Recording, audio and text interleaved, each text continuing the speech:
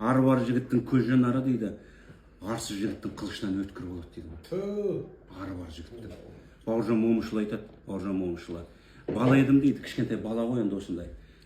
Базарды жағалап өтіп бара жатқанбыз, әкемнің алдында отырған ғой, атпен. Бала ғой кішкентай. Әкесінің алдында отырған ғой. Сол базарда кішкене ғана. Бауыржан Момышұлы. Сонда аяғы жоқ, қолы жоқ бір мүгедекті көргенде жылап, ақырып кеп, әкесінің қойнына кіріп кеткен ғой Бауыржан. Сол кезде әкесі Бауыржанды жетектеп кеп, жаңағы мүгедек адамға алып кетті бұлар жетектеп. Сонда айтыпты, балам депті,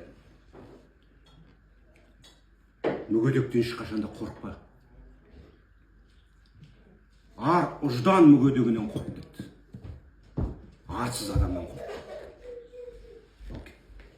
Арсыз адамнан. Сондықтан ар болмаған адамнан, арсыз адамнан одан үміт күтіп керек емес. Айтып тұр ғой. Арлы жігіттің арлы көз жанары дейді. Арсыз жігіттің қылышынан өткір болады дейді. Енді арлы жігіттер қайдан туады? Арлы ананың құрсағынан туады. Мысалы, кешегі айғанымдар, кешегі тоқмейілдер, қойсаналар, кешегі зерелерден осы арлы жігіттер туып тұр ғой жігіттер. Туысы жаман жігіттің түйесінде ит қабат дейді. Туысы жаман, от рождения. Туысы жаман жігіттің түйесінде ит қабат. Жаратылысы жаман қамыстың су ортасында өрт жалады дейді. Арлы жігіттен, арлы дәретсіз жер баспаған аналардан арлы жігіт туады. Арлы бала туады. Өткір қылыш жүзінде қыл тұрмайды, айдың төккен жарығын бұлтырлайды. Етегіне ие боламаған қыздан ертең елім деп жауға шабар ұтылмайды. Ашықтан ешқашанда тек тұрпақ түспейді. Ашық қой. Ашықтан ешқашанда тек тұрпақ түспейді, жігіттер, толыққан тұрпақ түспейді. Оған ешқандай күмәнданбай ақ қойыңдар. Сондықтан жабық болу керек бәрі. Даже еркек адамның өзі шортикпен жүруге болмайды. Сүйектен ет арылады.